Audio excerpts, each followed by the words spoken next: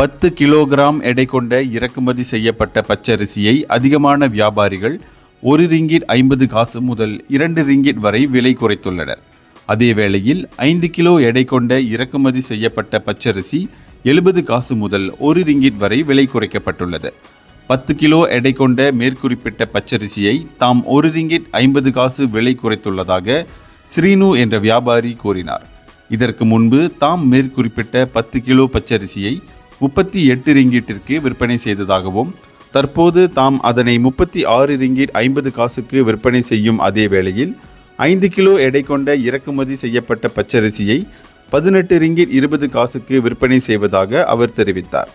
இதற்கு முன்பு தாம் அதனை 18 ரிங்கிட் 90 காசுக்கு விற்பனை செய்து வந்ததாக அவர் கூறினார். இறக்குமதி செய்யப்பட்ட பச்சரிசி விலை குறைந்துள்ளதால் உள்நாட்டு பச்சரிசியை அதிக அளவில் கையிருப்பில் வைத்திருக்க முடியும்.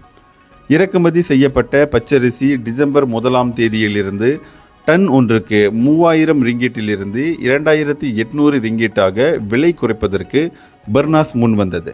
அண்மையில் தாம் இந்தியா சென்றிருந்த போது அந்நாட்டு அரசாங்கத்துடன் நடத்திய பேச்சுவார்த்தையின் பயனாக இந்தியாவிலிருந்து இறக்குமதி செய்யப்படும் பச்சரிசி விலை குறைக்கப்பட்டதாக பிரதமர் டத்தோஸ்ரீ அன்வார் இப்ராஹிம் கூறியிருந்தார்.